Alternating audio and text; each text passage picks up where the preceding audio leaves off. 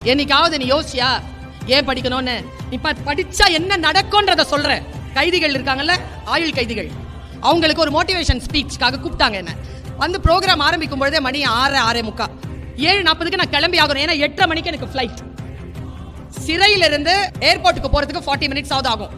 உடனே என்ன தெரியும் பண்ணாரு அந்த எஸ்பி, அங்க இருந்த எஸ்பி, ஜீப் எடுப்பா அப்படின்னாரு. மேக்ஸிமம் 25 மினிட்ஸ் இருக்கு. டிரைவர் உட்கார்றாருங்க டிரைவர் சீட்ல. எஸ்பி சார் போய் முன்னால உட்கார்றாரு. எஸ்பி சார் முன்னால உட்காந்து பின்னால யாரும் உட்கார முடியாதுங்க. ஆஸ் பர் புரோட்டோகால் ரொம்ப விஐபியா இருந்தா தான் உட்கார முடியும். உட்காருங்க மேடம் அப்படின்னாரு. நான் பின்னால உட்கார்றேன் சார்.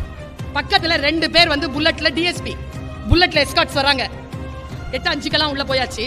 அப்ப எஸ்பி சார்ல have a nice trip man அப்படினு சொல்லி போனார். அப்ப டிஎஸ்பி இருந்த டிஎஸ்பி அவருடைய கேடர் என்னன்னு தெரியல, முத்துப்பாண்டின்னு ஒரு போலீஸ் ஆஃபீஸர். அவர் மேம் ஒரே நிமிஷம் மேம் அப்படின்னாரு. சார் இந்த காட்சி இல்லை மேடம், இதை நான் என் மகளுக்கு சொல்ல போறேன் மேடம். என்னது சார்? நீங்க யாரு மேடம்? உங்களுக்காக கெஜ்ரிவால் சார் நிக்கிறாரு, உங்களுக்காக எங்க எஸ்பி சார் வந்து முன்னால சீட்ல உட்காந்துட்டு வராரு, உங்களை கூட்டிட்டு வந்து மரியாதையா நாங்க வந்து ஒரு இடத்துல கொடுக்குறோம். எங்க துறையில ஹையர் போஸ்ட்ல இருக்கிறவங்க உங்களுக்காக நின்று இவ்வளவு பணியாற்றி இருக்கிறாங்க.